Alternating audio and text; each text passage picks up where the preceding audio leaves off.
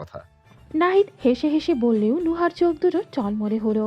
পরক্ষণে উদাস হাসল সে। বোকা ছেলে, আমি তো তোকেই মনের মধ্যে সারা জীবনের জন্য নিয়ে বসে আছি। আলাদা করে মনে করার কি আছে? আবার বলল। ওই হাতে কি? নাহিদ মনে পড়ার ভঙ্গি করে বলল। ও হ্যাঁ, দাঁড়ান। ডান হাত সামনে আনতেই একটা ছোটখাটো কেকে দেখা মেরে নুহা হা করে বলল। কেকও এনেছেন? নাহিদ সানন্দে জানায়। অবশ্যই। আমি ভেবেই রেখেছিলাম জন্মদিনে আপনাকে সবার আগে কেক খাওয়াবো। সেজন্যই তো পুষ্পিতা। কথার ভেতর জিভ কাটল ও। সরি, সে তো এখন আমার হবু ভাবি। উনাকে অনুরোধ করে আপনাকে এখানে এনেছি। নুহার হাসি বলো পুষ্পিতার তখনকার কাণ্ড ভেবে। এই জন্যই চাঁদে আসার এত পায় তারা। যে মেয়ে আগে একটা মিথ্যে বলতে গেলে 10 বার তোতলাতো, সে আজ পাকা অভিনয় করছে। আর নুহা ধরতেই পারেনি। এই জন্যই পেছন থেকে ভেগে গেছে গাধিটা। তীব্র ভাইয়ার সাথে থেকে থেকে কত উন্নতি করেছে তাহলে। নাহিদ বেশি সময় নিল না। পকেট থেকে মোম বের করে ফটাফট বসিয়ে দিল কেকে। তারা দিল ফের। নিন ফু দিন। এত বাতাস না, নিভে যাবে। নিন নিন। নুহা মাথা নুয়ে ফু দেয়। সাথে সাথেই নাহিদ চাপা কণ্ঠে আওড়ালো। Happy birthday to you, happy birthday to you. তারপর কেক কাটলো নুহা। দুদিকে ক্রস করে দুটো পোজ দিতেই নাহিদ ব্যস্ত ভাবে হাতে তুলল একটু। সংকোচ শূন্য পড়ল। হা করুন। নুহা হাঁ করল। কেক খাওয়াতে গিয়ে ঠোঁটের ত্বকে লাগলো অল্প। নাহিদ আজ হয়তো বেশি যত্ন করার যুদ্ধে নেমেছে। একেবারেই জড়তাহীন সেটুকু মুছিয়ে দিল সে। নুহার সব কিছুই থমকে গেল তখনই। টের পেল গলবিলে কিছু কান্নারা কুণ্ডলি পাকিয়ে ঘুরছে। আকাশ বাতাস কাঁপিয়ে কাঁদতে ইচ্ছে করছে তার। ওই যে সেদিন যেভাবে পুষ্পিতাটা তীব্র ভাইয়াকে জড়িয়ে ধরে শার্ট ভেজালো, ঠিক অমন। নাহিদ হাস্যোজ্জ্বল আননে ভ্রু উঁচায়। খুব অবাক হয়েছে তাই না? মুখ দেখেই বোঝা যাচ্ছে। কথার পিঠে জুৎসই উত্তরটা এলো না। কেমন আচমকা বলে বসল নুহা। মিস্টার ঢ্যাঁড়স, আপনাকে একটু জড়িয়ে ধরবো আমি? নাহিদের হাসি মুষ্ট। হকচকালো তার উজ্জ্বল চেহারা। বুকের ন্যায় চেয়ে থাকার মাঝে নুহা জড়িয়ে ধরে ওকে। ছেলেটা স্তব্ধ হয়ে পড়ে। শক্ত হয় পোক্ত দেহ। সেকেন্ড দুয়েক কাটলো হয়তো। যেভাবেই ধরেছিল ওভাবেই বুকে থেকে সরে এলো নুহা। বিহব্বল নাহিদের সাথে চোখ মেলানোর সাধ্য তার নেই।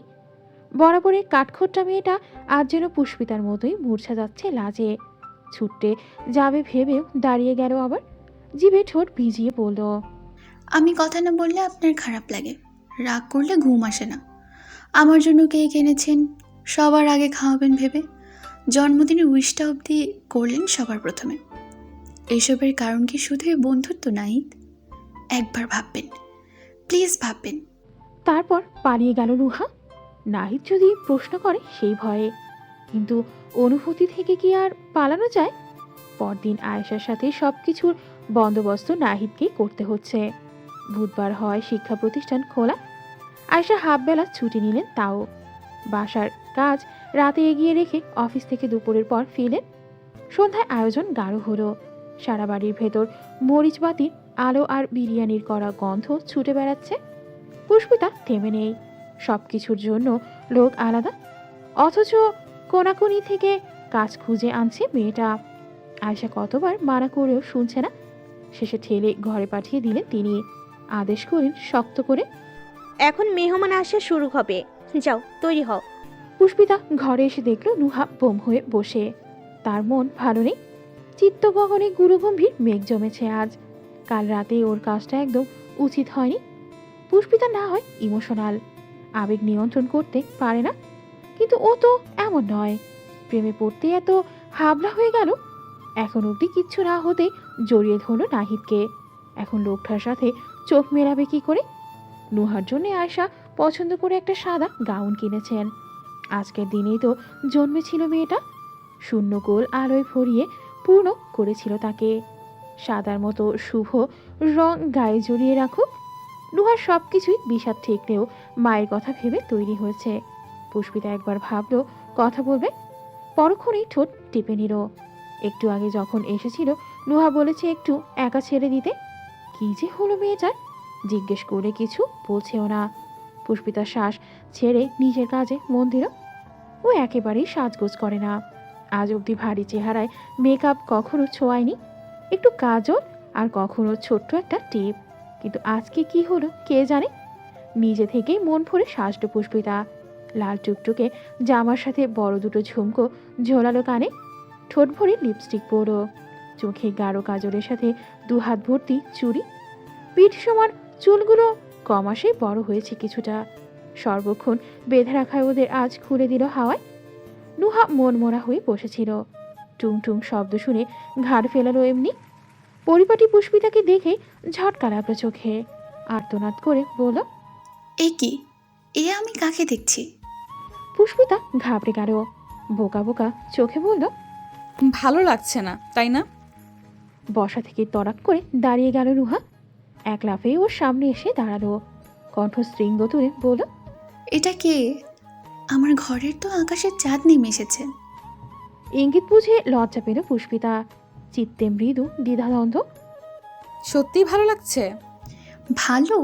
কি যে সুন্দর লাগছে তোকে কিভাবে বোঝাবো? এরকম একটু সেজেগুজে থাকলে তো পারিস।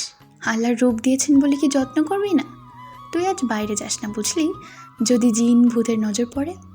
ধ্যাৎ, নুহা চিবুক তুলল আঙ্গুরে, কণ্ঠ সন্দিহান। সত্যি করে বলতো, আজ হঠাৎ এত সাজের ঘটা কেন? বিশেষ কারোর জন্য? পুষ্পিতা চিবুক গলায় নিয়ে মাথা ঝোঁকালো। নুহা হাসল, বুক ভরে শ্বাস নিয়ে বলল, তোদের পাশাপাশি দেখতে আমার কি যে লাগে, চোখটা জুড়িয়েছে বুঝলি। দোয়া করি তোদের সম্পর্কে কারো নজর না লাগুক। এর মধ্যে ও ঘর হতে হাঁক ছুলেন আয়শা, ডাকছেন নুহাকে। ফুপি এসেছে ওর। পেছন পেছন পুষ্পিতা ওর। আয়শা অবাক হয়ে বললেন, বাহ, সুন্দর লাগছে তো তোমাকে। আমার একটা ছেলে নেই বলে কিন্তু সত্যি আফসোস হচ্ছে আজ। পুষ্পিতা ভীষণ লজ্জা পেল। কি একটু সেজেছে তাতে আবার সবার এত প্রশংসা করা লাগে। কিন্তু যার জন্য এত কিছু সে কোথায়? সদর দরজা আজকে খুলেই রাখা। ছাদে সব তদারকির জন্য এতবার যাতায়াত করতে হচ্ছে। এক পাশে রান্না চলছে, অন্য পাশে কটা চেয়ার টেবিল বসানো। শুধু কেক কাটা হবে বসার ঘরে।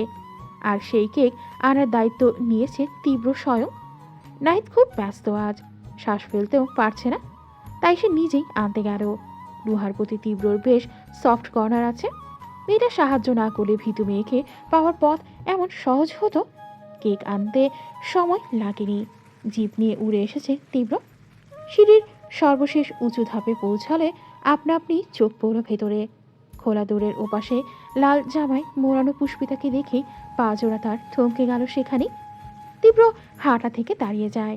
বক্ষভাগে কিছু একটা দুম করে লাগে। টালমাটাল আঙুল হতে কেকের বড় প্যাকেটটা খসে পড়তে চাইলে কোনো রকম সামনে নিল সে। পুষ্পিতার খোলা চুল ফ্যানের বাতাসে উঠছে। পুরন্ত ঠোঁটের লিপস্টিক, সাথে মৃগনয়নের কাজল, সব মিলিয়ে বিমোহে তীব্র শ্বাস আটকে এলো। বিলাতি নয়ন ঝলসে গেল সুরূপার রূপের তাপে। মেয়েটা এত সেজেছে কেন আজ? এমনিতেই ওকে একটু ছুঁতে, একটু কাছে পেতেই তীব্রর পৌরুষ ছটফটিয়ে থাকে। কত যত্নে নিবিষণে নিজেকে আয়ত্তে রাখি কেউ জানে না। সেখানে এমন মাতাল করার রূপ নিয়ে হাজির হয়েছে কেন? চাইটা কি? তীব্র আরেক দিক ফিরে ঠোঁট ফুরিয়ে শ্বাস ফেলল। চোখ বুঝে সামলালো নিজেকে।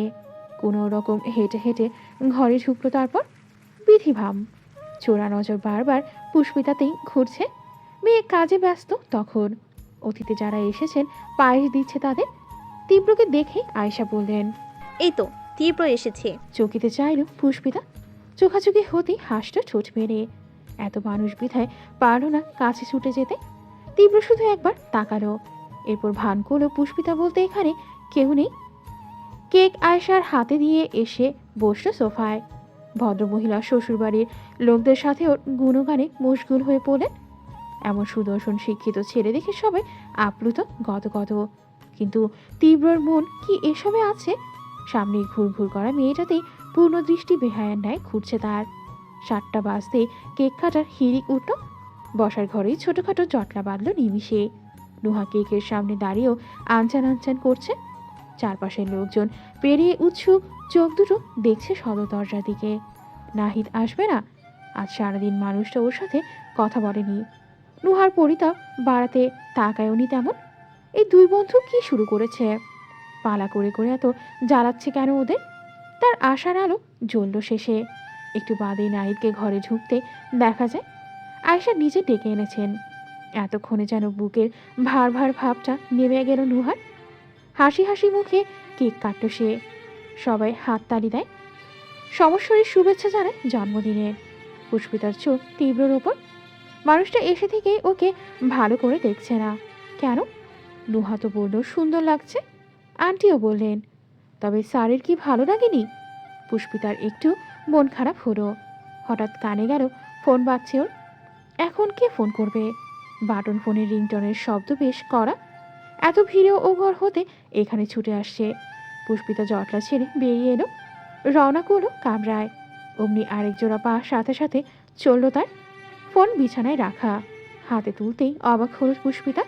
তীব্র নম্বর। আশ্চর্য, স্যার তো ওখানেই ছিলেন, আবার কল করলেন কেন? পুষ্পিতা প্রশ্ন আর বিভ্রান্তিতে ডুবছিল। আচমকাই কানে এলো রুমের দরজাটা খট করে আটকে যাওয়ার শব্দ। দস্ত্র পিছু ফিরল সে। তীব্র পা দিয়ে দৌড় ঠেলে দিয়েছে। অমনি মেয়েটা বলতে গেল, স্যার ফোন। কিন্তু পুরোটা সম্পূর্ণ হলো না। তীব্র চোখের ভাষায় বদলে গেল সব। মৃগের ন্যায় আঁখি জোড়ায় ঠেসে এলো জড়তা। তীব্র এগিয়ে আসছে। প্রেমিকের এই নজর পুষ্পিতা বোঝে। মেয়েরই দেহে এমন চাহনি কাটা ফোটাতে যথেষ্ট যে। শুধালো থেমে থেমে। কিছু বলবেন স্যার? তীব্রর জবাব এলো না। পুষ্পিতার শঙ্কা গাঢ় হলো। বাড়ি ভরা অতিথি, এর মধ্যেই স্যার আরও এক ঘরে। কেউ দেখে নিলে? ভাবনার মধ্যেই কপালের ওপর কিছু উষ্ণ হাওয়ার ঝটকা এসে লাগে। ওপাশের শরীরটা কেমন কাছে চলে এসেছে। পুষ্পিতা ভরকে গেল ভীষণ। প্রকট চোখে দরজার দিকটা দেখলো একবার, চাপা কণ্ঠে বলল, স্যার সরে দাঁড়ান, কেউ দেখবে। তীব্র শুনল না, নিজের মতো বলল। একটা কথা বলার আছে। পুষ্পিতা ভীত চোখে শুধায়। কি কথা? তীব্রর কণ্ঠে মাদকতার সুর। তুমি মানুষ না পড়ি? পুষ্পিতার আশঙ্কা পাল্টে গেল বিড়ায়। তরু মনে শিরশিরে ভাব, মাথা নুয়ে বলল। আপনার কি পছন্দ? তীব্রর জবাব তৈরি। আমার তো গোটা তুমিটাই পছন্দ। পুষ্পিতা বুকের উত্তালতা কমাতে হাতের আঙুল কচলে গেল সমানে। থুতনি তখন বক্ষপটে মিশে। তীব্রর বিলাই চোখে অন্য কিছু আজ, হয়তো প্রখর কোনো কামনা, যা নজরে মিলে আবর্ত হলো পুষ্পিতার সমস্ত আনন্দ জুড়ে। আর একটু ঘনিষ্ঠ হতে মেয়েটার পিঠ মিষ্ট খাটের কাঠে গিয়ে কাপা চোখ তুলল। তীব্রর মাঝে রাগ ঠাক নেই, শূন্যের কোঠায় সরে যাওয়ার তারা। আশঙ্কা নেই কারো ভাবাভাবি নিয়ে। আছে প্রেমিক। ভালোবাসার যুদ্ধে জেতা এক সাহসী বীরের ন্যায় পুষ্পিতার ক্ষুদ্র চেহারায় দেহ নামিয়ে আনল। সুনয়নার ঘন পল্লবে দৃষ্টি গেঁথে রাখল। ভীতু মেয়ে। পুষ্পিতার উত্তর জড়িয়ে এলো। হুম। আমায় একটা চুমু ধার দেবে? কথা দিচ্ছি, এক্ষুনি ফেরত দিয়ে দিব। একটা ফাঁকা ঘর, কিছু আসবাবপত্র আর জানালায় ঝুলন্ত পাত্রা, ধবধবে সাদা পর্দা।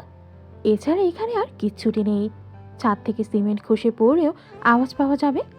অথচ বাইরে থেকে ছুটে আসা কতগুলো মানুষের হুল্লাহুল্লির শব্দও সেখানে ভীষণ ফিকে হয়ে পড়ল। না হলে কেন কোনো শব্দ পাচ্ছে না পুষ্পিতা? পৃথিবী কি থমকে আছে? ঘড়ির কাঁটা চলছে না, নাকি ওর শ্বাস আটকে পড়েছে বুকে? এই জ্ঞান হারিয়ে ফেলার মতো অস্থির ভাবটা কিসের তবে? কোনো প্রশ্নেরই কোনো সুরহাসে পায়নি। ফেলে নজর দুটো শুধু একভাবেই তীব্রকে দেখছে। সে মানুষের দু চোখ ছাপানো অদ্ভুত কোনো মুগ্ধতায়, কোটরে বিষ মেশানো মাদকে, যাতে পুষ্পিতার দেহের সমস্ত শিরায় অবধি রক্ত সঞ্চালন বন্ধ হওয়ার উপক্রম। মেয়েটা বেশিক্ষণ ওই নেশানো চোখে চোখ রাখতে পারে না। চট করেই নামিয়ে নেয় নিচে। খুব কষ্টে মুখ খোলে। বাইরের সবাই আছে, সরুন যাব। তীব্র নড়ল না, সরল না, একই রকম গায়ের সাথে মিশে দাঁড়িয়ে বলল, আগে যেটা চাইলাম দাও। এমন করছেন কেন? তারপর কথা শুনছো না কেন? পুষ্পিতা অসহায় চোখে চাইল। তীব্র হাসতে বোধ হয়। মুখের বদল না হলেও বিলাতি নয়ন ছোট হয়ে এসেছে। শুভ্র গাল বাড়িয়ে দিয়ে বলল, দাও।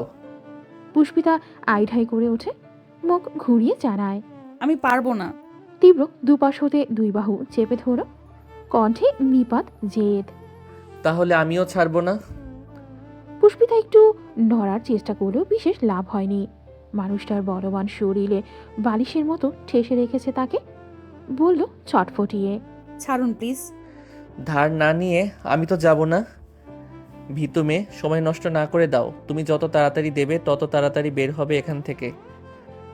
নাও কুইক। তীব্র গাল আরো এগোলো। পুষ্পিতার পুরন্ত ঠোঁটে ছুঁই ছুঁই ভাব।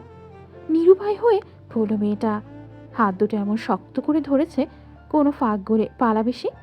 কিন্তু চুমুটাও বা খাবে কি করে, যেখানে ওনার দিকেই সরাসরি তাকাতেও বুক কাঁপে, আড়ষ্টতায় শরীর বুধ হয়, সেখানে চুমু। তীব্র তাড়া দিল। কি হলো, দাও। পুষ্পিতা উপায় না পেয়ে হার মারল। বলল থেমে থেমে। চোখ বন্ধ করুন। তীব্র রাজি। চটপট চোখ বুঝল। এই মুহূর্তে ভিদু মেয়ের লিপস্টিক পরা ছোটের চুমু তার চাই। একটা বড় শ্বাস নিল পুষ্পিতা। বুকের সুনামি চেপে ধরে ঠোঁট দুটো তীব্রর গালে কোনো রকম বসার একটুখানি। বিদ্যুৎ বেগে সরে এসেই বলল। হয়েছে। তার নিঃশ্বাসের গতি জোরালো। বুকের মাঝে অস্থিরতার শেষ নেই, অথচ কথা শুনে মনে হলো বিরাট যুদ্ধ জিতে এসেছে। তীব্র সাথে সাথেই ছেড়ে দিল ওকে। অমনি ছুট লাগালো পুষ্পিতা। বিধি বাম, পেছন থেকে কোনোটা আবার টেনে ধরল সে। মেয়েটা চমকে যায়, ফিরে চায় চকিতে, চোখে মুখে হতভম্ব ভাব। কি হলো? যা চাইলেন দিলাম তো। তীব্র ঠোঁটে দুর্বদ্ধ হাসি, চাউনিতেও তাই। ঝট করে এক টান মারল। উত্তাল ঢেউয়ের মতো বুকের মধ্যে এসে আষ্টে পড়ল পুষ্পিতা। হকচকানো দৃষ্টি তুলতে ভ্রু নাচালো সে। ধার নিলাম, শোধ করবো না। ইঙ্গিত বুঝতেই বুক চলকে উঠল তরুণী। সজরেই মাথা নেড়ে বলল। না না, লাগবে না। আমি তো কথার খেলাপ করি না ভীতু মেয়ে। এক্ষুনি দেব বলেছি, যখন এক্ষুনি দিব, আর সেটা সুদ সমেত। পুষ্পিতার হাতে পায়ে ভূমিকম্প নামল। ঘরের বাইরে হট্টগোল বেড়েছে, হাসাহাসি করার শব্দ স্পষ্ট। এর মধ্যেই কপালে এসে ঠেকেছে তীব্র তপ্ত শ্বাস। আস্তে ধীরে সেই উষ্ণ ছোঁয়া আরও ঘনিষ্ঠ হলো। পোড়া কালচে উষ্ঠপুট নিজের দিকে এগোতে দেখেই পুষ্পিতার পায়ের জমিন কেঁপে ওঠে। হাঁসফাঁস করে বলে। কেউ দেখবে? দেখবে না? নুহা, আন্টি, রাহা। বাকিটা উচ্চারণের আগেই একজোড়া নরম গরম ঠোঁট তীরের মতো ধেয়ে এসে মিলে গেল তার অথর ভাঁজে। পুষ্পিতার পৃথিবী দুলে ওঠে। অনুভূতির অচেনা এই তাণ্ডব লীলায় গোটা শরীর থেমে যায়। তীব্রর হাতে হেল দোলাচ্ছে। নেই, জীবনের প্রথম চুমুতে দেহের সমস্ত জোর খাটাতে ব্যস্ত সে। ওষ্ঠাধরের কোমল ত্বকে এক একটি দাঁতের নিষ্ঠুর স্পর্শে পুষ্পিতা তখন নিচের মাঝে নেই। চোখ খিচে ঢুকিয়ে নিয়েছে কোটরে। সেই ছোঁয়া গাঢ়ত্বের সীমা পেরোতেই সে হাতের মুঠোয় নখ দাবালো। পঞ্চ ইন্দ্রিয়ের বিকল ভাব নিয়ে একটা সময় শরীরের ভার ছেড়ে দিল পুষ্পিতা। তুলতুলে দেহ গড়ল তীব্রর বাম হাতের ওপর, যেটা কোমর ছাপিয়ে সংকোচহীন ঘাড়ে ছুঁয়েছে তার। এই ছোঁয়ার মাঝেই যেন বছর কাটে, শতাব্দী ঘনায়। নিঃশ্বাস বদল করার অজুহাতে দুটো দেহের নৈকট্য বেড়ে আসে আরো। কতক্ষণ কাটলো কে জানে, তবে হুট করেই মেয়েটাকে ছেড়ে দিল তীব্র। পুষ্পিতা গভীর শ্বাস টানল, পিছিয়ে এলো এক পা। চোখে মুখে বাঁধ ভাঙা লজ্জা মেয়ে, মাথা তুলে তাকানো দুঃসাধ্য। তীব্র নিজের ঠোঁট মুছল, প্রেয়সীর কুণ্ঠায় লালচে মুখখানা পূর্ণ দৃষ্টি ফেলল এক পল, ভ্রু নাচিয়ে শুধালো।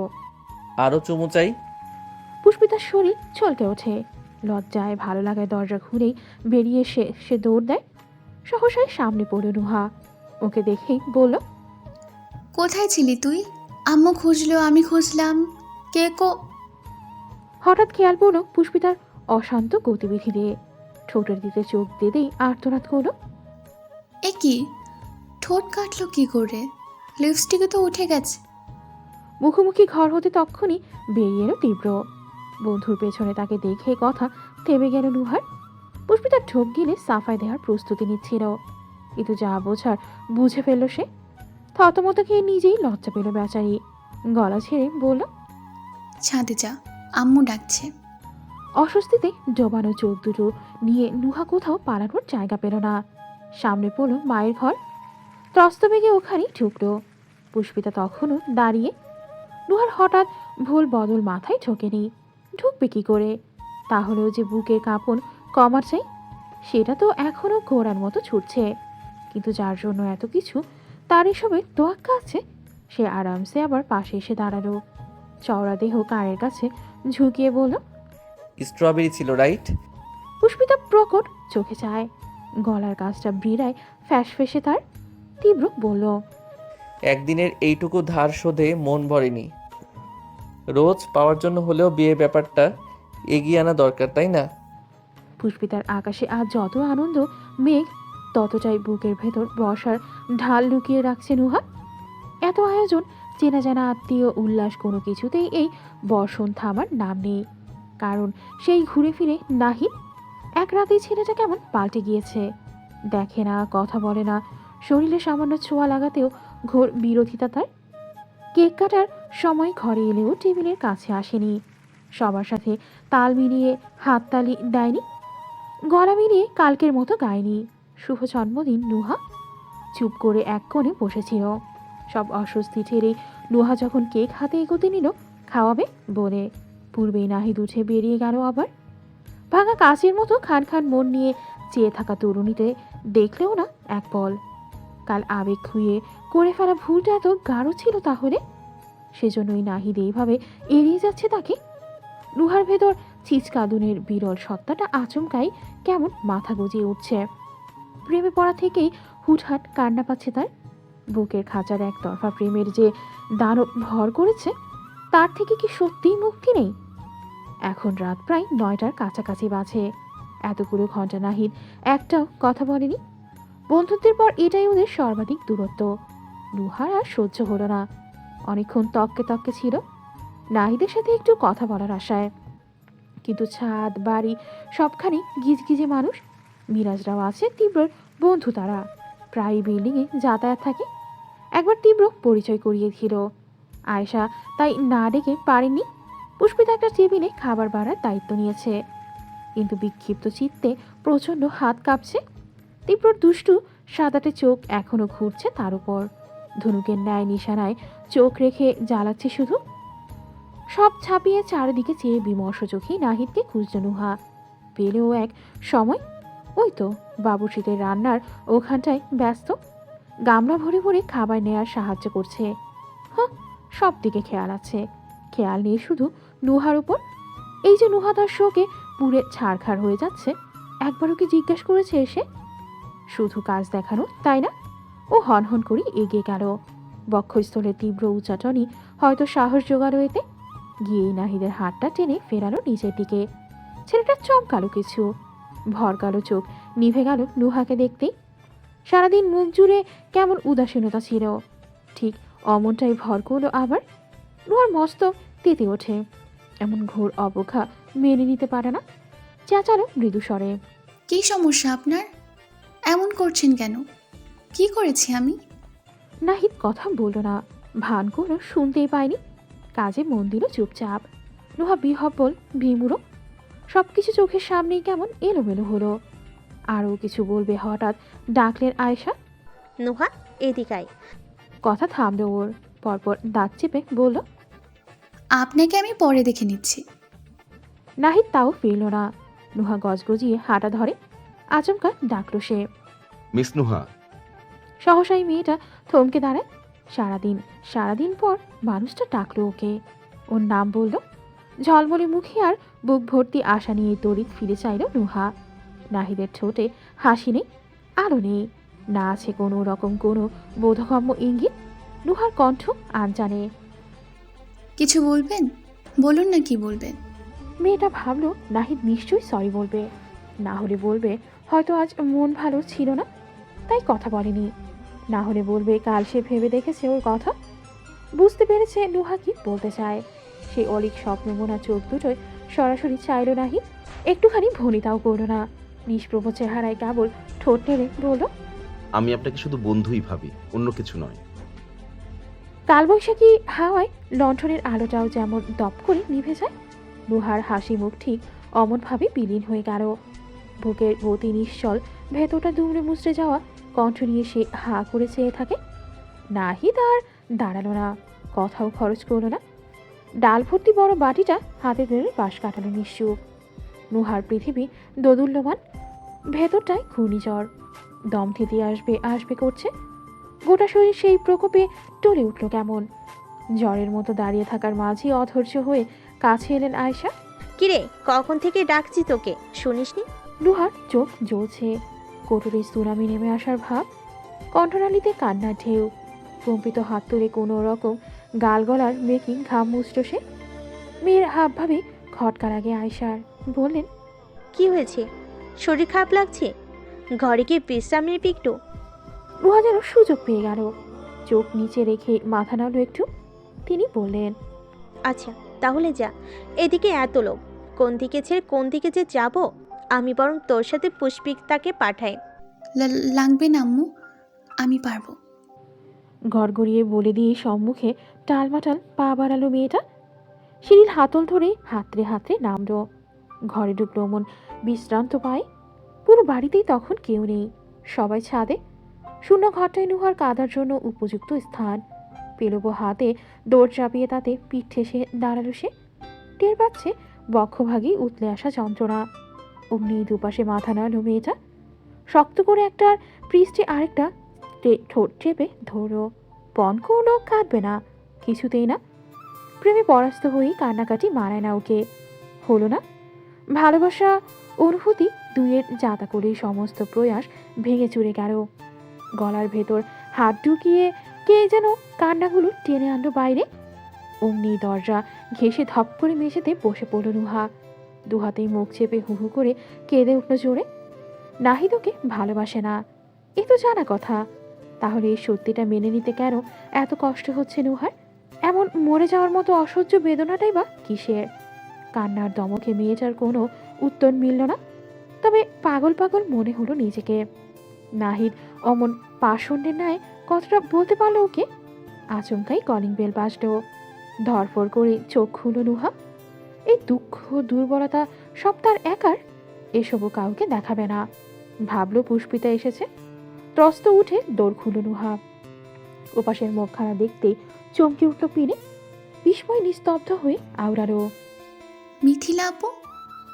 ফকফকে ঝকঝকে সোনালি রোদ্দুরের গায়ে ঝপাত করে বৃষ্টি নামলে, কিংবা শান্ত থমথমে নদীর বুকে আচমকা তুফান উঠলে মানুষ যেমন ভরকে যায়, নুহার চোখেও অমন বিস্ময়ের উর্মি তেড়ে গেল। অক্ষিকুটে অবিশ্বাস নিয়ে মিথিলার পা থেকে মাথা অব্দি দেখল সে। ও এখানে কি করে এলো? হিসেব মতো মিথিলার তো এখন কানাডায় থাকার কথা। কমাস আগেই না বিয়ে হলো, দেশে ফিরেছে তাহলে। কিন্তু এই বাড়ির ঠিকানা জানলো কি করে? সবচেয়ে বড় কথা, ওরা যে এখন গাজীপুরে এটা তো কারোর জানার কথা নয়। তার হা করা চেয়ে থাকার মাঝেই চমৎকার করে হাসল মিথিলা, কণ্ঠে বাঁধ ভাঙা উল্লাস। নোহা, কেমন আছো? কতদিন পর দেখা। পুষ্পিতা তাহলে তোমাদের সাথেই থাকে?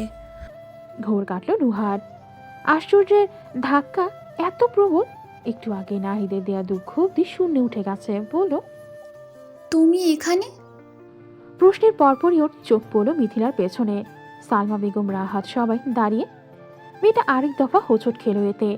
ওনারা কি পুষ্পিতার কাছে এসেছে? পুষ্পিতাই কি তাহলে খবর দিয়েছিল? কই, ওকে তো কিছু বলেনি। তার ভাবনার মাঝে রাহাত ছুটে এলো কাছে, ধরফরিয়ে বলল, ছোটাপু কোথায়? ছোটাপু তোমার কাছেই তো থাকে তাই না? দেখ আমরা সবাই ওকে নিয়ে যেতে এসেছি।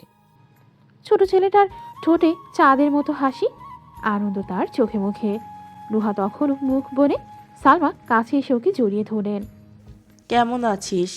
নুহা মাথা নাড়ল কোনো রকম, বোঝালো ভালো আছে। সালমা ঘরের ভেতরটায় এক পল উকি দিলেন, কণ্ঠে নিপাত অভিমান। আর সে কোথায়?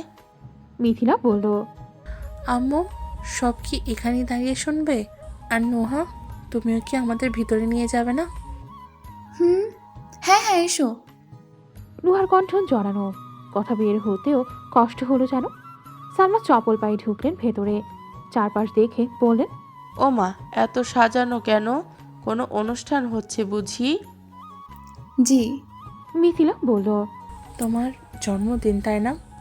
নুহা অবাক চোখে চাইতেই জানালো, প্রিন্সেস গাউন পরে আছো, আবার মাথায় ক্রাউন পরে, ওই দেয়ালে তো হ্যাপি বার্থডে লেখা দেখছি। ইস, আগে জানলে তোমার জন্য নিশ্চয়ই একটা গিফট নিয়ে আসতাম। নুহার হাসি পেল এবার। এত বিষাদে হাসলেও ঠোঁট টেপে। মিথিলাকে তো ও আজ প্রথম দেখছে না। বলতে গেলে শুরুটা সেই শৈশব থেকেই। কাউকে নিজের পয়সার একটা চকলেট খাইয়েছে কিনা কে জানে। সে দেবে গিফট? না, এত চাপাবাজি না করলেও চলতো। সালমা এই ঘোর সব দিকে চোখ বোলালেন। কোথাও পুষ্পিতা নেই।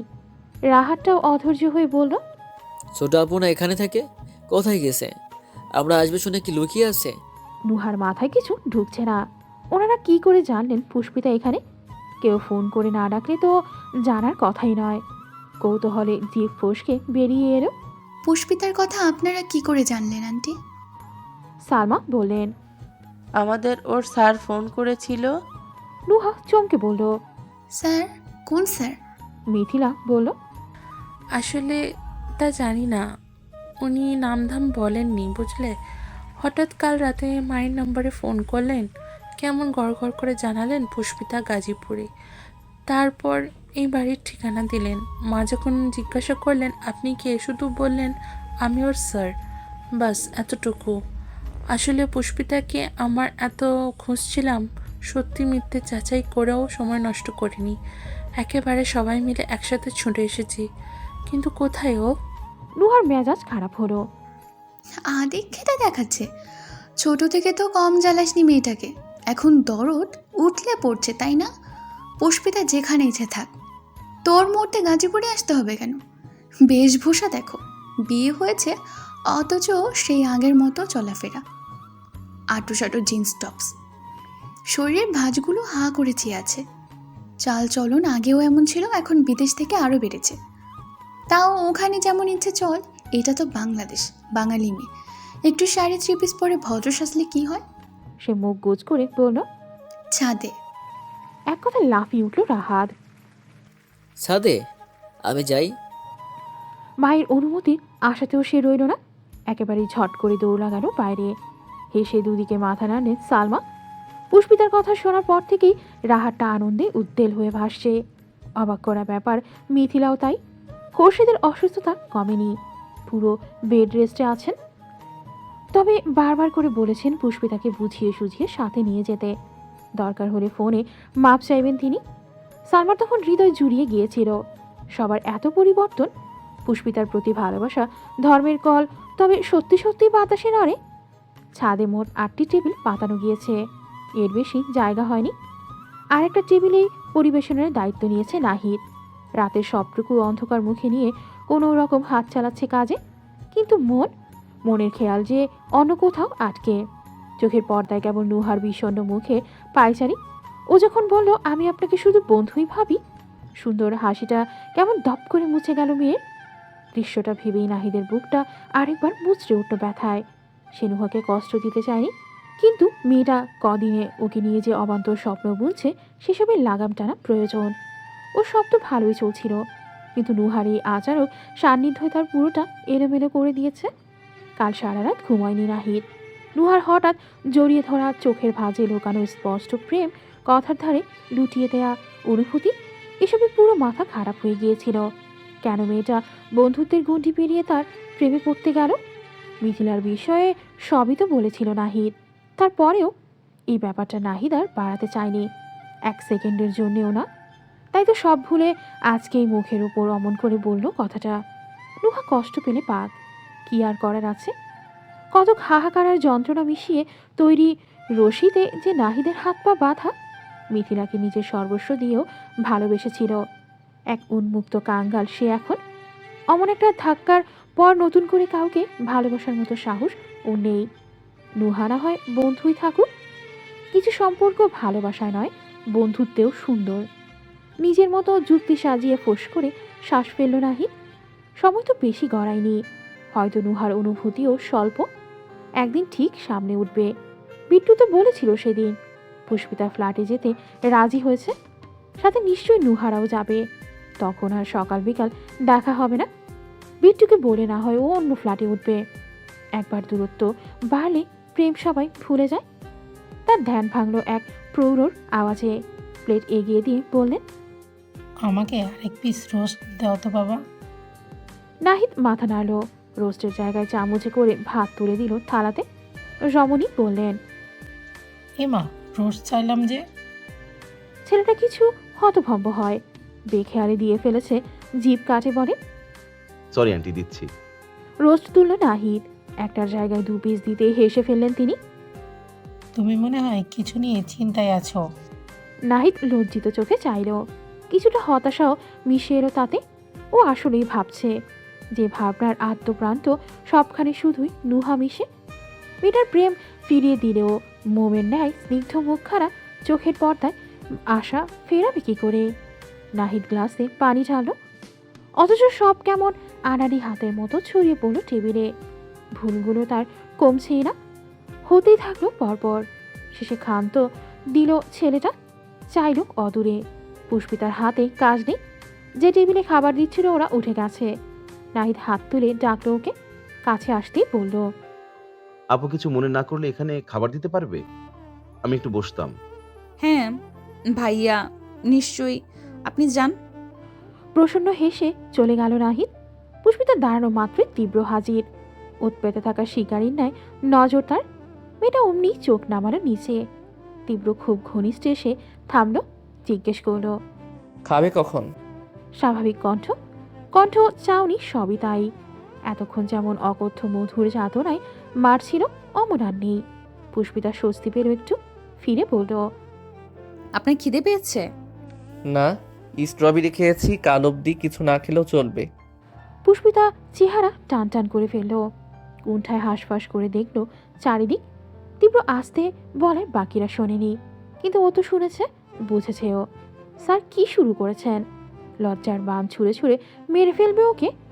স্ট্রবেরি খেতে সে বলেছে, উনিই তো জোর করলেন। কি ধার শোধের চক্করে ঠোঁটটাও কেটে গেছে। একটু মাংস মুখে দিতে গেলেই ঝোল লেগে জ্বলছে এখনো। নুহা তখন অমন আইঢাই করে চলে গেল কেন?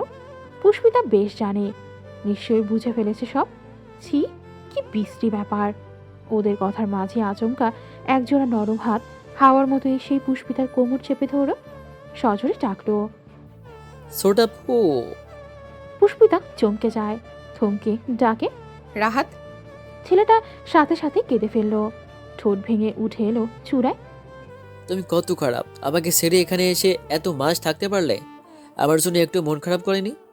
কিছুক্ষণ তাজ্জব বনে চেয়ে রইল পুষ্পিতা, পরপর ধপ করে বসে ওকে টেনে আনলো বুকে। রাহাতের ছোট্ট মুখটা হাতে তুলে সংঘাতিত চুমুতে ভাসিয়ে দিল পুষ্পিতা। 2 ভাই বোনের মিলন মেলা দাঁড়িয়ে দাঁড়িয়ে দেখছে তীব্র। প্রস্থে চওড়া বুকটা ফুলিয়ে এক টুকরো তৃপ্ত শ্বাস ফেলল সে। টের পেল পুষ্পিতার কান্নার শব্দ বাড়ছে। চারপাশ থেকে মুখ তুলে চেয়েছে অতিথিরা। আয়েশাও অবাক হয়ে দেখছেন। হঠাৎ পুষ্পিতা সচকিত হলো, চট করেই রাহাতকে সরিয়ে এনে বলল, তুই তুই এখানে কি করে এলি? রাহাত উত্তর দিতে গেলে আচমকা নজর পড়ল পাশে। যেমন হুট করেই কান্নায় গাল ভাসিয়েছিল, অমন করেই উবে গেল সেটা। চোখ বড় বড় করে বলল, বিট্টু ভাইয়া, আপনিও এখানে থাকেন? তীব্র হাসল। ছোটাপুকে ফিরে পাওয়ার আবেগ নিমিষে ভুলে গেল রাহাত।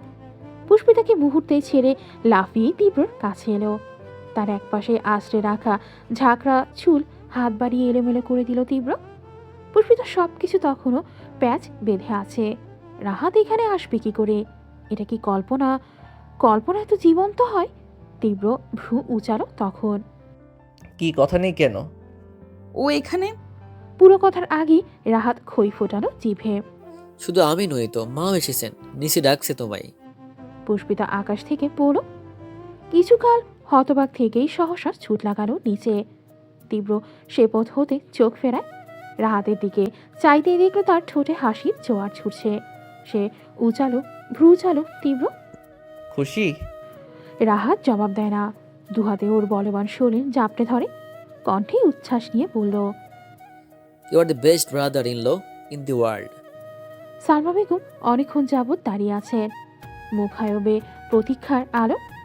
ততটা সময়ে বিস্ময়ের ধাত সামনে নিয়েছে নুহা। চিত্ত গগনের সহজ হওয়ার আপ্রাণ চেষ্টা তার, যাতে একটু আগেই মনোকষ্ট ভুলেও চেহারায় চিহ্ন না ফেলে। হেসে বলল, আন্টি দাঁড়িয়ে আছেন কেন? বসুন, পুষ্পিতাটা না আপনার কথা শুনলেই উড়ে আসবে। ভদ্রমহিলার চোখ দুটো ছলছলে, হয়তো বুক কাঁপছে। কতদিন পর মেয়েটাকে দেখবেন, যে মেয়েটা কাঁথায় মোড়ানো অবস্থায় একদিন তার কোলে এসেছিল।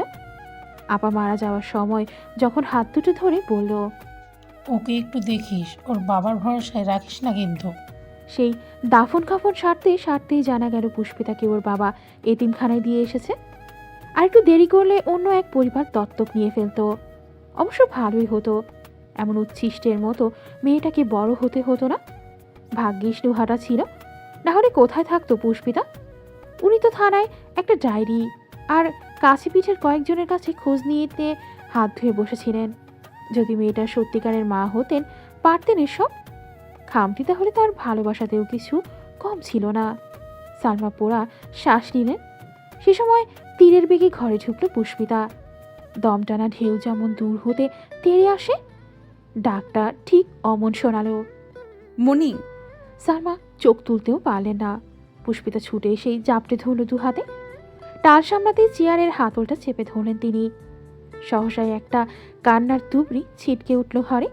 কখনো আবার চার দেয়ালের সাদা রঙে মিশে মিশে হাওয়ায় উড়ে বেড়ালো সেসব। পুষ্পিতা এত জোরে কোনোদিনও কাঁদেনি। দূরত্ব নিবারণের আহাজারি তার কান্নায়। অন্তত নুহা এমনটা দেখেনি কখনো। প্রকোপে তার জোর করে শুকনো রাখা চোখও ফের জলে ভরে উঠল। পাশে দাঁড়ানো মিথিলা মুচকি হাসত তখন। পুষ্পিতাকে যখন একবার পেয়েছে, ওর প্রতি আর কোনো অন্যায় সে করবে না। পেছনের সব ভুলও শোধরে নেবে এবার। সালমা বেগম কাঁদছেন, তবে শব্দ নেই। লাগামহীন মেয়েটার মাথায় নিবিড় হাত বোলাচ্ছেন তিনি। আহা, বুকখানা কেমন ভরা ভরা লাগছে। পুষ্পিতা মুখ তুলল, প্রলাপ করলো ভেজা গলায়। মনি তুমি, মনি আমি। হেঁচকির তোড়ে অর্ধেক কথাই অস্পষ্ট ওর। সালমা হেসে বললেন, একটু শ্বাস নে, আমি কি কোথাও চলে যাচ্ছি? পুষ্পিতা আবারও জড়িয়ে ধরল। বুকের ভেতর তৃপ্তির একটা লম্বা স্রোত বইছে। এই তৃপ্তি মনির গা থেকে ছুটে আসা মা মা গন্ধের, যেটা ও আর কারো কাছ থেকে পায় না। আচমকাই পিঠে আরেকটা কোমল হাত পড়ল। পুষ্পিতা মুখ তুলে চায়। মিথিলা হেসে শুধায়, কেমন আছিস? ও অবাক হয়ে বলল। তুমি? মিথিলার হাসি গাঢ় হলো। আশা করিসনি তাই না? সালমা বললেন, ও কদিন আগেই দেশে এসেছে, তোর কথা শুনে নিজেই ছুটে এলো। মিথিলার কণ্ঠস্বর বুঝে এলো হঠাৎ। মাকে জড়িয়ে ধরলি, আমাকে ধরবি না? লুহা বিস্ময়ে দুই ভ্রু উচালো। বাবা, এ কি শুনছে? পুষ্পিতা তো রাগ ধরে রাখার মেয়ে নয়। একটু ভালো কথার তাপে তার সমস্ত ভালোবাসা গলে গিয়ে নদী বানিয়ে ফেললো। হাত বাড়িয়ে মিথিলাকেও জড়িয়ে ধরলো মেয়েটা। কিন্তু মিথিলার চোখের পানি নুহা মানতেই পারল না। এসব কি দেখছে ভাই? মরুভূমিতে swimming pool? How! Ayesha Khatun ছাদ থেকে ফুটোফুটি করে নেমে এলেন। সালমা এসেছেন শুনে আর বসে থাকা যায়? মিলন মেলার একচোট কান্নাকাটি অতক্ষণে শেষ। পুষ্পিতা মেঝেতে বসে আছে, মাথাটা সোফায় বসা সালমার কোলের ওপর রাখা। ভদ্রমহিলা কত কথা বলছেন, আদর করছেন। পাশেই মিথিলা। লুহা ওদের জন্য চা বসিয়েছে চুলায়। আয়শা এসেই বললেন, আপা কেমন আছেন? আল্লাহ, আপনাদের সাথে দেখা হবে ভাবতেও পারিনি। সালমা উঠে দাঁড়ালেন। খুব ভালো আপা, আপনি কেমন আছেন? এখানে কবে এলেন? সে তো অনেক দিন। মেয়ের খবর পেয়ে ছুটে এসেছেন বুঝি? আর বলবেন না, আমি তো প্রায় চিন্তায় পাগল ছিলাম ও কোথায় গেল। থানাতেও ডায়েরি করেছিলাম, হঠাৎ কাল ফোন এলো, বলল পুষ্পিতা গাজীপুর। একটা ঠিকানা দিয়ে বলল এখানে আসতে। আমরা তখন জানতাম না ও আপনাদের কাছে। এখানে আসার পর নুহাকে দেখেই বুঝেছি। পুষ্পিতা চোখ ঝাপটালো দুবার। ফোন? কে ফোন করেছিল মনি? নাম বলেনি, শুধু বলেছে তোর স্যার হন, তুই সংকোচ করছিস তাই ফোনটা উনি করেছেন। পুষ্পিতা বুঝতে সময় লাগেনি। মাথায় প্রথমে এলো তীব্র নাম। সেদিন মানুষটা বলেছিল সবাইকে ডাকার কথা। পুষ্পিতা খোরশেদের ভয়ে সাহস করেনি। সেজন্য কি উনি এসব করলেন? তাহলে কাল এই কারণেই পুষ্পিতার ফোন নিয়েছিলেন উনি। এর মাঝে রাহাতকে সাথে নিয়ে ঘরে ঢুকলো তীব্র। হাস্য উজ্জ্বল মুখটা তৎক্ষণাৎ উবে গেল মিথিলাকে দেখে। এই গোল্ড ডিগার এখানে কেন? তীব্র চোখ মুখ কুচকে এসে দাঁড়ালো। রাহাত তার আঙ্গুলটা খাঁচার মতো আটকে রেখেছে। লম্বা চওড়া মানুষটা আসা মাত্রই বাকিদের চোখ সবে গিয়ে আসতে পড়লো এদিকে। মিথিলা আটকে উঠল অমনি, মুখ থেকে বেরিয়ে এলো, মিট্টু মস্তান এখানে কি করছে? সালমা শোনেননি। বিট্টু মাস্তানকে দেখানোনি কখনো, চিনতে না পেরে বললেন। উনি কে? তীব্রের প্রসঙ্গ এলেই আয়শার হাসি বেড়ে যায়। এবারেও তাই হলো।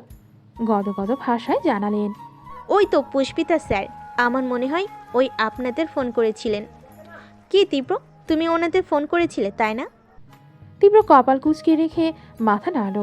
ফোন করেছিল পুষ্পিতাকে খুশি করতে, কিন্তু এখন নিজের মেজাজেরই রফা দফা দশা। নাহিদ এখানে, আবার মিথিলাও। যা একটু সামনে ছিল নিজেকে গরুটার, এখন তাও শেষ হবে। মিথিলার অজ্ঞান হওয়ার উপক্রম। বিট্টু মাস্তান পুষ্পিতার স্যার মানে কি শুনছে এসব? হতভম্ব চোখে পুষ্পিতার দিকে চাইল সে, কিন্তু এসবের কানাকড়িও মেয়েটার মাঝে নেই। বরং কেমন হাঁ করে ছেলেটাকে দেখছে পুষ্পিতা। ও কি জানে না তার বিয়ের দিনে অসভ্য ছেলে ওকে তুলে নিয়ে গিয়েছিল? কি আশ্চর্য! সালমা খুশি হয়ে বললেন, ও মা, তাই? আপনিই ফোন করেছিলেন আমাদের বলে যে আপনাকে ধন্যবাদ দিব? তীব্র রাগে ভদ্রতা বজায় রাখতে পারল না, কর্কশ কণ্ঠে বলল। দিতে হবে না, আপনার ধন্যবাদ আপনার কাছে রেখে দিন। তারপর রাহাতের হাতটা ছাড়িয়ে বেরিয়ে গেল সে। প্রত্যেকে একটু থতমত খেল। আয়সাও ভীষণ অবাক হলেন। তীব্রর এমন আচরণ তিনি আজ অব্দি দেখেননি। হতবাক সালমাকে বললেন, মনে হয় আজকে মন মেজাজ ভালো নেই। এমনিতেই ছেলেটা কিন্তু খুব ভালো আপা, কি যে বিনয়ী, কি বলবো। মিথিলা নাক ফোলানো কথাটা। মাস্তান আবার বিনয়ী? কয়েক মাস আগেই তাদের বিল্ডিংয়ের সামনে যে রঙ্গ দেখিয়ে এসেছিল তা সে জীবনেও ভুলবে না। এই কুলাঙ্গাটার জন্যে পলাশকে অতীত নিয়ে খোঁচা দিত। সমস্ত পাড়ার লোক এখনো কেমন বাঁকা চোখে তাকায়। এসব তো এই অসভ্যটার জন্যেই। একে মিথিলা ছাড়বে না। একটা সুযোগ আসুক এমন অবস্থা করবে, বাপ মন্ত্রী বলে দুনিয়া হাতে নিয়ে বসে থাকা, তাই না? তীব্র বের হতেই নাহিদের মুখোমুখি হলো। সে এদিকেই আসছে। তীব্র অমনি সচেতন হয়ে দাঁড়ালো, একবার ঘরের দিকে দেখে বলল। আচানক তর্জনী সাদা সিধে ছেলেটাই ভাবা চেকা খায়। দাঁড়ালো চটপট। তীব্র বলল, ভেতরে যাবি না? নাহিদ ভরকালো খুব। ওকে কিছু করেছে? বিট্টু এত রেগে আছে কেন? মিস নুহা কি ওকে নালিশ টালিশ ঠুকেছে নাকি? দুজনের তো এখন খুব ভাব, ভাই বোন পাতিয়েছে না? ভয় ভয় বলল। কেন? তীব্রর কণ্ঠ পুরো। আমি বলেছি তাই। কিন্তু আন্টির সাথে যে কাজ ছিল, হিসাবটা দিতাম। বলেছি তো এখন যাওয়া যাবে না, নিচে যাব, চল। এখন? তীব্র এত কথা বাড়ালো না, টেনে টুনে ওকে নিচে নিয়ে চলল। কিন্তু কথার প্রতিদ্বন্দ্বী খোলা দৌড় হতে পৌঁছে গেল ও ঘরে। মুহূর্তেই সজাগ হলো মিথিলা। বসা থেকে চকিতে উঠে দাঁড়ালো। কণ্ঠটা একদম নাহিদের মতো না। সে ত্রস্ত পায়ে দৌড় অব্দি আসে। দরজার বাইরে থেকে এদিক ওদিক চায়, কেউ নেই। ভাবলো মনের ভুল। পরপরই মাথায় এলো অন্য এক ভাবনা। বিট্টু মাস্তান আর নাহিদ তো বন্ধু। যদি মাস্তানটা এখানে থাকে, নাহিদও থাকতে পারে, তাই না? হ্যাঁ, হতেই পারে। নাহিদ তো বাড্ডায় ছিল না, হতে পারে এখানেই আছে। নুহা তখন চা নিয়ে এসেছে। মিথিলার কাপটা তুলে দরজার কাছে ওর পাশে এসে দাঁড়ালো। জিজ্ঞেস করলো, কাউকে খুঁজছো? মিথিলা নড়ে ওঠে। না মানে? টুপ করেই কথাখানা গিলে নিল সে। প্রসঙ্গ ঘোরাতে বলল, আচ্ছা পুষ্পিতা, স্যারকে তোমার আগে দেখেছে না? চিনবো না কেন? উনি তো বাড্ডাসের বিট্টু মাস্তান। তুমি চেনো না? ও চমকে বলল। তোমরা জানো এটা? পুষ্পিতাও কি জানে? নুহা কাঁধ উচালো। হয়তো জানে। কিছু বলেনি? এই ছেলেই তো ওকে তুলে নিয়ে গেছিল। সেটাও জানি, তবে আম্মু কিছু জানে না। পরপরই কাঁদো কাঁদো মুখ করলো সে। বলল, আসলে কি বলো তো আপু, আমি জানাতে চেয়েছিলাম আম্মুকে, কিন্তু ওনা অনেক বড় মাস্তান। কথায় কথায় খুন করে জানো। পকেটে সব সময় চুরি নিয়ে ঘোরে। এত ধার সেটাতে, তুমি একবার দেখলেই ভয় ইয়ে করে দেবে। ইয়ে মানে কি বুঝছো তো? আমাকে তো একবার হুমকি দিয়েছিল, যদি ওর পরিচয় এখানে ফ্ল্যাশ করে দেই ও আমাকে জবাই করে ফেলবে। শুধু আমি না, কাজটা যে করবে সবারই একই অবস্থা করবে বলল। মেয়ে ছেলে কিচ্ছু মানবে না, এর আগেও নাকি 3টে খুন করেছে, সবগুলো লাশগুম। মন্ত্রীর ছেলে বলে কেউ টেরও পায়নি। মিথিলার চায়ের কাপ ধরা হাতটা ঠকঠক করে উঠল, চোখ প্রকট করে বলল, কি বলছো? 3টে খুন? হ্যাঁ, তবে আর বলছি কি, কিডন্যাপিং কেসও আছে ওর নামে। ঢাকায় থাকাকালীন কয়েকজনের কাছে শুনেছিলাম আমি। তাহলে বলো, অমন তার ছেঁড়া গুন্ডার সাথে আমি কি পাঙ্গা নেব? না বাবা, অত সাহস আমার নেই। মিথিলার গলা শুকিয়ে গেল। ছেলেটাকে কি সুন্দর দেখতে, অথচ এত ভয়ঙ্কর। খুন, আবার কিডন্যাপিং! বাবা তো শুধু বলেছিল টুকটাক মারামারি আর চাঁদাবাজি করে, মেয়েদের বিরক্ত করে, কিন্তু ভেতরের এসব কথা তো ও শোনেইনি। একে কি না ও সাহায্য করতে চায়? হায় আল্লাহ! নুহা নখ টিপে হাসত, ফিসফিস করে বলল, শোনো আপু, তোমাকে একটা বুদ্ধি দিই, একদম মুখ খুলতে চেও না, চুপ করে থেকো বুঝলে। মাস্তানটা কিন্তু সত্যিই ভালো নয়, ওর কালো হাত অনেক লম্বা, এধার ওধার করলেই তোমাকে কিডন্যাপ করে পৃথিবী থেকে হাপিস করতে কিন্তু 2 মিনিটও লাগবে না। মিথিলা ঢোক গিলে মাথা কাত করল। আচ্ছা। নুহা ঠোঁটের হাসি বহু কষ্টে চাপা দিয়ে রাখল, তারপর অপেক্ষা করলো নাহিদের। ঢ্যাঁড়সটার মনের মানুষ এখানে এসেছে, দেখলে ঢ্যাঁড়সটা কি করবে? খুশিতে মরেই যাবে হয়তো। আচ্ছা, সেই খুশি নুহা সইতে পারবে তো? ওই সময়টুকুতে ওকে অন্ধ বলে দিলে হতো না? তীব্র 4 কাপ চা খেয়েছে, 5 নম্বর কাপটা হাতে এখন। কয়েকবার ঘড়ি দেখেছে মাঝে, সময় মোটেই যাচ্ছে না আজ। রাত তো প্রায় অনেক, পুষ্পিতার মনিরা চলে যাবে। না থাকলে ভালো করতে গিয়ে আচ্ছা ফ্যাশনে পড়লো তো। সে পাশ ফিরে নাহিদের দিক চাইলো এক পল। ছেলেটা চুপচাপ, সাথে মন মরা। হঠাৎ হলোটা কি? যাকগে, যা হয় হোক, আপাতত গোল ডিগারটার সামনে না পড়লেই চলবে। তীব্র আবার ঘড়িতে সময় দেখল, 11টা ছাড়াবে প্রায়। এতক্ষণই নির্ঘাত চলে গেছে। তীব্র উঠে দাঁড়ালো। নাহিদ তখনও হাতে কাপ নিয়ে বসে। চা অর্ধেকও শেষ হয়নি। নুহার ওই বিষাদে ডোবা চেহারা মনে পড়লে গলা দিয়ে খাবার নামতে চাইছে না।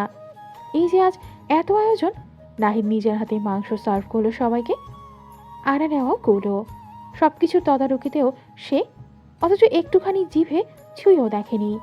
কি করে দেখবে? কাল রাতে যখন বুঝতে পারলো নুহা ওকে পছন্দ করে, নাহিদের মস্তিষ্ক সাথ তাড়াতাড়ি ব্যাপারটা নিতে পারেনি। নুহা ওর বন্ধু, বন্ধুত্ব দেখে এইসব প্রেম ট্রেম গিয়ে কেন সম্পর্ক খারাপ করবেও? নাহিদ আর এসবে জড়াতে চায় না, সাহস নেই তার। এক মিথিলাতেই ঢের শিক্ষা হয়েছে। সবচেয়ে বড় কথা, ও তো নুহাকে ফিলই করে না। অনুভূতি না থাকলে সেখানে ভালোবাসা আসবে কি করে? কিন্তু এখনও জ্বালা কমেনি, উল্টে বাড়ছে।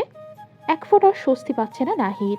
হ্যাঁ, ভেতরে ভেতর সে ছটফটানো ছিল নুহাকে সাবধান করা নিয়ে, সেটা নেই।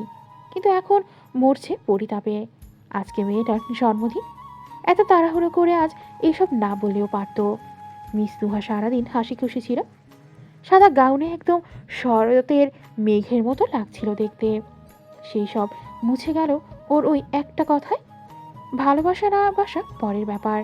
নাহিদ তো নিজের বন্ধুকে এভাবে দুঃখ দিতে পারে না। যতটুকু দিয়েছে তাতে ভেতরকার সব শান্তি শেষ। কি করবে এখন? সুন্দর করে একটা সরি বলে দেবে? কি দিয়ে সরি বলবে? ফুল? না না, এবার অন্য কিছু দেবে। নাহিদ তৎপর উঠে দাঁড়ালো। তীব্র ততক্ষণে চায়ের বিল মিটিয়েছে। ও ধরফড়িয়ে বলল, আমি একটু আসছি। কোথায় যাবি? ওই যে মেইন রোডের বড় মার্কেটটা আছে না, ওখানে। তীব্র আর কিছু জিজ্ঞেস করার সুযোগ পেল না। নাহিদ ব্যস্ত ভঙ্গিতে দৌড়ে গেল সামনে। তীব্র কপাল কুঁচকে আবার বেঞ্চে বসলো। সিগারেট বের করে ঠোঁটে বসাতে গেলে থমকালো একটু। এখানে তার ভীতু মেয়ের গভীর ছোঁয়া লেগেছে। সিগারেটের আগুনে সেই ছোঁয়া ঝলসে যাবে না। আজ থাক, কাল খাবে। ও সিগারেট পকেটে ঢুকিয়ে আবার পকেটে ভরে রাখলো। নাহিদ ফিরে এলো 10 মিনিটে। হাতে কিছু আছে। সারাদিন গোমরা করে থাকা মুখটায় এখন সূর্যকিরণের কমতি নেই। তীব্র হাতের দিক চেয়ে বলল, কি এতে? চকলেট। দম টেনে বলল নাহিদ। কার জন্য? উত্তরের বদলে মাথা নুয়ে হাসতে ছেলেটা। তীব্র নিম্নস্থ কামড়ালো। এসব ওই গোল ডিগারের জন্য নয়, এটুকু নিশ্চিত। সে মেয়ে যে এখানে এসেছে নাহিদ তো জানেই না। আন্দাজ করে বলল, নুহার জন্য। সবাইকে মাথা নাড়ল নাহিদ। সন্তর্পণে হাফ চলো তীব্র। কপাল চুলকানোর ভান করে হাসি ঢাকলো ঠোঁটের। বলল ভারী গলায়। আয়। বাড়ির কাছাকাছি আসতেই নাহিদ স্বতঃস্ফূর্ত পায়ে সামনে হাঁটা ধরে। তীব্রর পায়ের গতি শিথিল, যেন আজ ইচ্ছে করে পেছনে পড়লো ওরা। এদিকে আয়েশা ছাদে এক ঝাঁক অতিথি বসিয়ে এসেছেন। সালমা, রাহাত, পুষ্পিতা সবাইকে নিয়ে আবার চললেন সেথায়। ওনাদেরও তো আপ্যায়ন দরকার। নুহা ফ্রেশ হয়েছে, বার্থডে গাউন পাল্টে সুতির জামা পরেছে একটা। মিথিলা তখন সোফাতে বসেই সাজগোজে ব্যস্ত। স্বভাব কি আর সহজে যায়? ওখানে অত মানুষ, জার্নি করে এসে তার মুখের অবস্থা করুন। চুল ঠিক নেই, কাজল মুছে গেছে, ধুলোবালিতে মুখটাও কালো লাগছে ভীষণ। তাই নতুন করে সব কিছু ঠিকঠাক করলো। নুহা তা দেখে মাথা নাড়ল দুদিকে।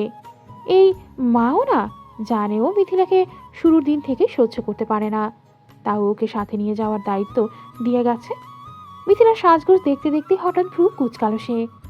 এখানে এসেছে এতক্ষণ, অথচ একবার ওর বরকে খোঁজ দিতে দেখেনি তো, একটা ফোনও করেনি। সে ফটাফট জিজ্ঞেস করলো, দুলাভাই কেমন আছে আপু? মিথিলার হাত থামে, মুঠোর ছোট আয়না হতে চোখ তুলল, মুখশ্রীর উজ্জ্বল ভাব বিলীন করে জানালো, ভালো। নুহার খটকা লাগে। মেয়েটার অন্ধকার আদল তার চোখে স্পষ্ট পড়েছে। অমর সন্দেহার নজরের তোপে মিথিলা বিব্রত হয়। পলাশের কথা সে পরিবার ছাড়া এক্ষুনি কাউকে বলতে চায় না। বলল অপ্রতিভ গলায়। চলো যাই।